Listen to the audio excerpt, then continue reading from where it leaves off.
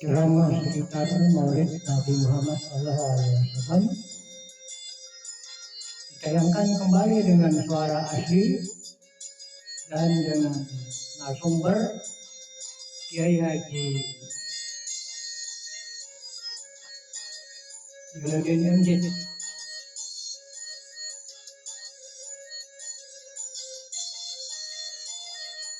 Selamat menyimak dan nonton sampai selesai supaya tidak gagal paham.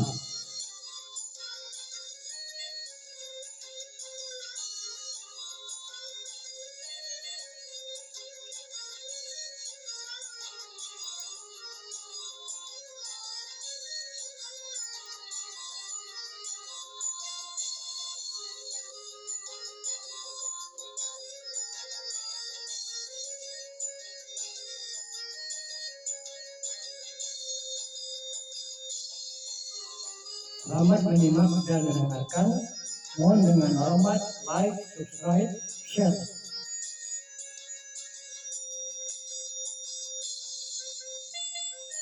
Sebelum kita mendengarkan tausiah beliau, terlebih dahulu kita kirimkan lantunan Al-Quranul Karim Suratul Al-Fatihah.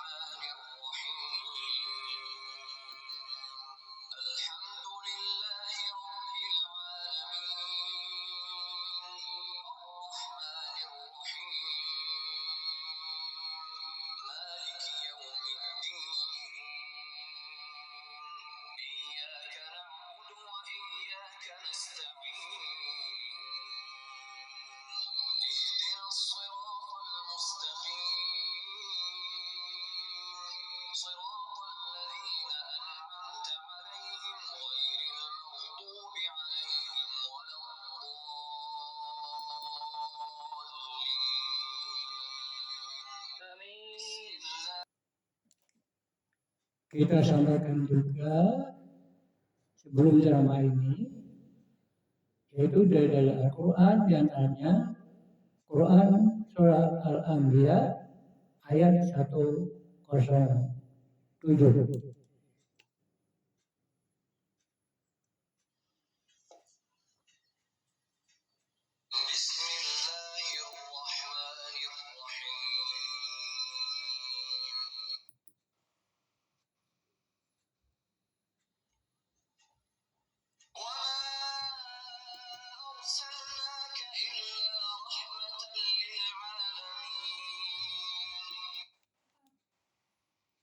Dan kami tidak mengutus engkau Muhammad melainkan untuk menjadi rahmat bagi seluruh alam.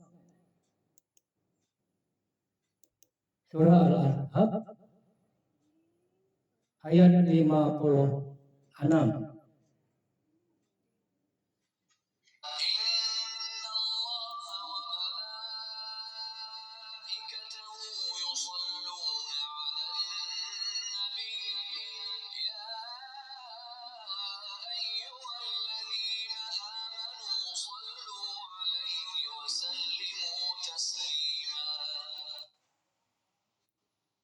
Sesungguhnya Allah dan para malaikatnya bersalawat untuk Nabi. Wahai orang-orang yang beriman, bersalatlah kamu untuk Nabi dan ucapkanlah salam dengan penuh penghormatan kepadanya. Samping itu ada beberapa hadis tentang maulid, diantaranya Nabi Muhammad SAW bersabda, "Mengagungkan hari kelahiranku, niscaya aku akan berikan syafaat kepadanya kelak pada hari kiamat. Kemudian bagi orang-orang yang menermakan uangnya 1 dirham dalam menghormati hari kelahiranku, maka seakan-akan ia telah menermakan 1 gunung emas di jalan Allah.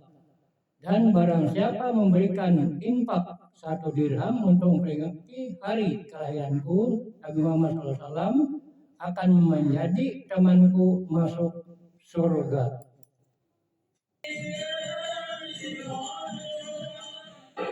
Assalamualaikum warahmatullahi wabarakatuh. Alhamdulillahi wa kafa. Wassalatu wassalamu ala sayyidina Muhammadin al-Mustafa wa ala alihi wa ashabihi ahli sidqi wal wafa, amma ba'du. Para ulama, para kiai yang saya muliakan, pengurus masjid dan segenap yang saya hormati, hadirin hadirat ma'asyiral muslimin yang saya cintai.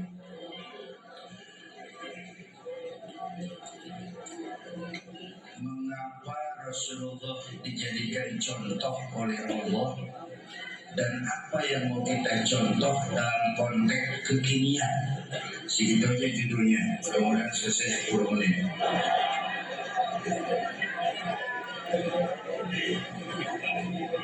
Mengapa Nabi Muhammad dijadikan contoh oleh Allah? Alasan pertama, kalau ayam disuruh nyontoh kambing, itu yang nyuruh nyontoh kagak punya pikiran. Ayam mah nyontohnya ayam, kambing nyontohnya kambing, orang nyontohnya. Itu sebabnya Rasulullah itu orang, basyarun, bukan jin, bukan malaikat. Kalau malaikat mah susah nyontohnya, tidur kagak, makan kagak, malaikat itu ya sama duit budak. Malaikat sama perempuan kagak open, nah, susah nyontohnya. Superman hebat, tapi nggak bisa dijadiin contoh. Superman bagaimana terbangnya? Akhirnya Superman pakai jam dadakan di luar, bukan aja itu. Nabi kita ini manusia. Supaya apa beliau manusia? Supaya bisa dijadikan contoh. Basyarun la kal basyar. Manusia tapi beda kualitasnya, beda bobotnya. Itu sebabnya beliau jadi contoh. Contoh, kita nih manusia nih, kita tidur nggak kita? Nabi kita manusia, beliau juga tidur. Cuman tidur Nabi, tidur mata doang. Hatinya nggak pernah tidur. Kita tidurnya keblok. Asal tidur total nggak bisa. Nabi mah tidur mata doang, hatinya nggak pernah tidur. Ini mana basyarun la kal basyar. Manusia memang, tapi jangan samain, kualitas bibit bobotnya beda. Contoh lagi, kita ini manusia, kita keringetan. Nabi kita manusia, beliau juga keringetan. Keringat Nabi harum wangi, bau minyak kasturi. Zaman belum ada parfum. Keringat kita udah rasain aja masing-masing. Yang basyarun la kal basyar. Manusia memang, tapi jangan samain. Atau lagi yang mantap, kita manusia nih beludak. Nabi kita manusia, beliau juga beludak. Beludak Nabi obat. Beludak Nabi obat. Satu contoh, waktu berangkat hijrah ke Madinah kan beliau bersama Sayyidina Abu Bakar. Sampai di Gua Thur, Sayyidina Abu Bakar bilang, saya turun duluan ya Rasul. Kenapa? Bersihin gua, takut ada binatang berbisa. Silakan. Turun Sayyidina Abu Bakar, bersihin gua. Benar, tangannya digigit kalajengking. Sakit, ngebet, bengkak. Kalajengking Arab. Emang dia alamat kejadiannya. Usir ini dengerin aja kenapa sih? Diam. Sakit, ngebet, bengkak, dia tahan aja. Udah aman ya baginda Nabi, silakan turun. Lama-lama berduaan di gua, kelihatan Sayyidina Abu Bakar pucat mukanya. Nabi tanya, "Apa lu kayak Abu Bakar? Kenapa ya?" "Nggak apa-apa ya. Kamu berat meninggalkan Mekah?" "Enggak." "Malas hijrah ke Madinah?" "Enggak ya Rasul. Takut diubur-ubur Quraisy. Orang kata Enggak. Kenapa muka kamu pucat? Tangan digigit kalajengking. Kenapa nggak bilang dari tadi? Saya nggak mau nyusahin Tuhan ya Rasul. Yang saya tahan. Kau sini. Diambil tangannya Nabi. Bismillahirrahmanirrahim. Cuk diludahin. Ringkas sembuh saat itu juga. Ludah Nabi. Kita tahu kita yang ludahin. Bongkak yang goreng. Basarun lakal basar. Manusia memang, tapi tidak kayak manusia umum. Itu sebabnya beliau jadi uswatun satu. Alasan kedua kenapa Nabi jadi contoh, pribadinya komplit multi. Sebuah contoh harus bisa dilihat dari berbagai prospek. Ini yang hebat. Bang, saya ini guru bang. Nabi ngajar mas. Innama bu'istu mu'alliman. Aku diutus sebagai guru bangsa, guru dunia. Saya pedagang bang. Nabi pernah dagang. Umur 9 tahun udah ke Syam dagang. Syam itu Syria, lintas negara. Umur 9 tahun. Saya jenderal pak. Nabi mimpin tentara di medan perang mas.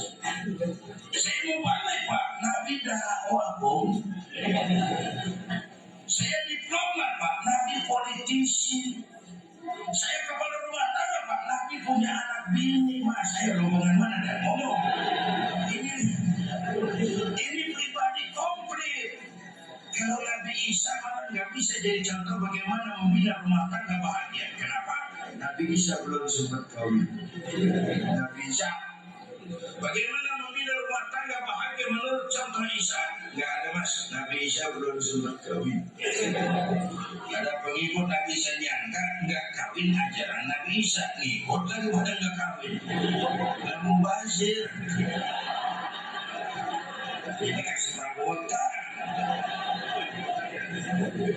Dan yang hebat kata Imam Busairi dalam Burdah, karena wa huwa fardun fi jalalatihi fi askarin hina talqahu wa fi hasyam. Syaratnya aja orang banyak, orang hebat banyak, tapi yang hebat di mana-mana susah nyari.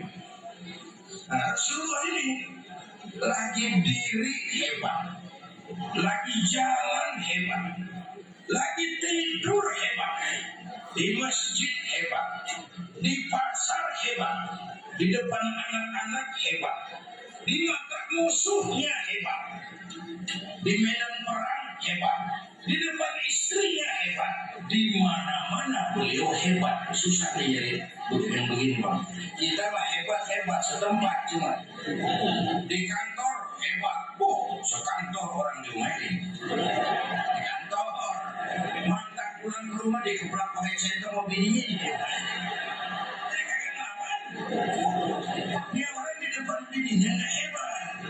Nah Nabi kita di mana-mana kelihatan kehebatannya. Jadi pantas kalau beliau uswatun alasan. Kayaknya gue timbang lihat jumlah bang. Ini aja apa yang mau kita contoh dalam konteks kekinian? Pertama ibadah. Kalau ada orang yang hatinya paling bersih, Rasulullah. Kalau ada orang yang akhlaknya sempurna, Rasulullah. Kalau ada orang yang dosanya udah dapat jaminan ampun, Rasulullah. Tapi orang yang hatinya bersih, dosa udah diampuni, akhlak paling baik, itu kalau sembahyang malam kakinya bengkak karena rajin sujud. Kakinya bengkak karena rajin sujud. Saya tahu di sini juga banyak yang kakinya bengkak. Kurang. Ya masing-masing urusannya. Nah, untuk menjelaskan ini kita keliling jalan-jalan dikit. Begini bang, saya tempoh hari di TV One bilang hidup yang paling tenang itu hidup model tukang parkir. Dulu di Pati Mall itu tukang parkir coba lihat. Biar mobil banyak, mereknya bagus-bagus, nggak pernah sombong.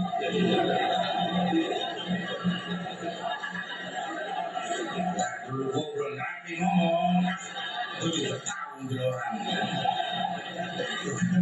Tukang parkir, biar mobil banyak, mereknya bagus-bagus, gak pernah sombong. Nanti mobil pergi satu demi satu, habis sama sekali, dia nggak sedih. Namanya mobil banyak nggak sombong, mobil habis nggak sedih. Ini urusan nyengir tapi mikir. Ya, saya bukan bodoh nih, ada muatannya di kita.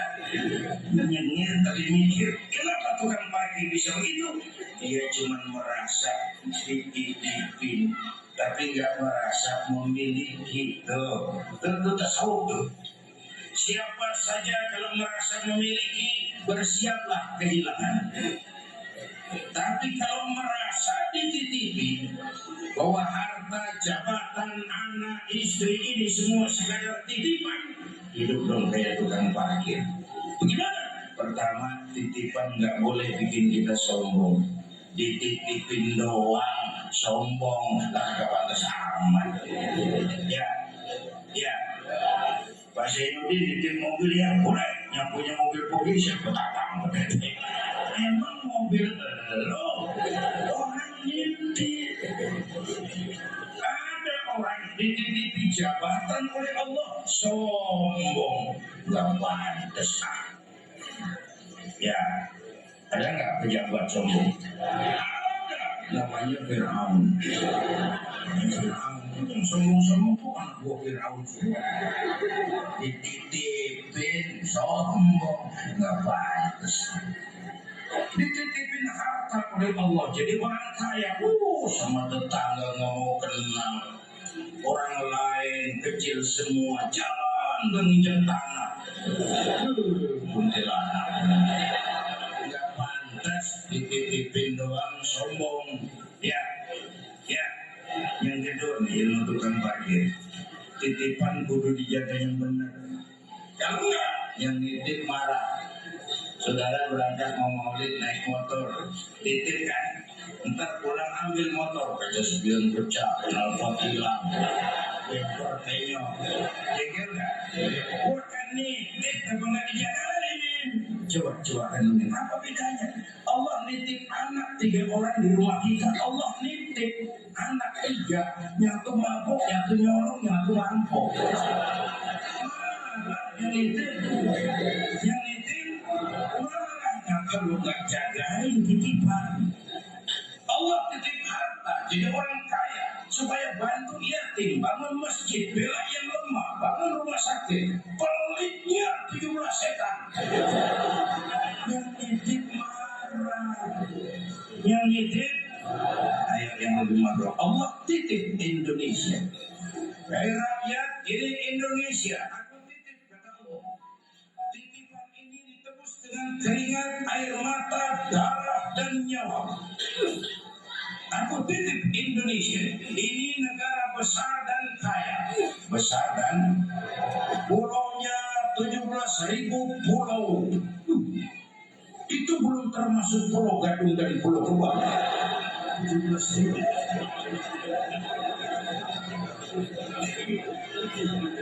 Dan kaya, buminya subur. Di atas perut buminya segala tanaman hidup. Di bawah buminya, perut buminya ada gas, minyak, batu bara. Ini negara besar dan kaya, ditebus dengan keringat, air mata, darah, dan nyawa para pahlawan. Aku titip ke kau, kekayaan negeri ini dikuasai oleh negara, tapi harus digunakan bagi sebesar-besar kemakmuran rakyat. Itu amanat rakyat, artinya amanat yang nitip. Suara rakyat kan suara Tuhan. Kekayaan negeri ini harus digunakan bagi sebesar-besar kemakmuran rakyat. Disalahgunakan, dikorupsi. Yang nitip, kalau yang nitip marah, bang, dia suruh makhluknya yang lain negor. Siapa? Merapi. Itu kan makhluk. Angin, puting beliung, rumah pada rumah. Angin makhluk. Hujan es, kebayuran hujan es. Masya Allah. Tetangga saya udah pada nyiapin sirup.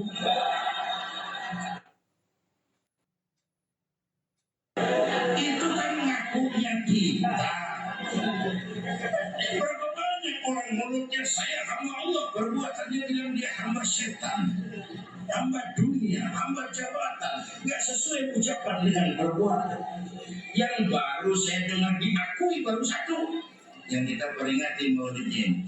Ini dipanggil hamba oleh Allah. Allah yang manggil kapan? Waktu Isra Mi'raj. Coba lihat ayatnya. Subhanallazi asra bi'abdi, maha suci Allah yang telah menjalankan hambanya. Seolah Allah mau bilang Muhammad itu hambaku, aku jalankan dia. Allah yang ngakuin. Kalau kita baru ngaku. Ya, sebab orang menjadi hamba Allah itu diuji, digojlok, digembleng, lulus, lolos, hamba Allah. Semua nabi juga digojlok, enggak jalannya karpet, enggak. Ada nabi yang diuji lewat ngadepin umat lewat bandel. Tapi umat yang lebih kulit badak, muka tembok, kuping buk. Badar tahu badar, mbaknya bandel.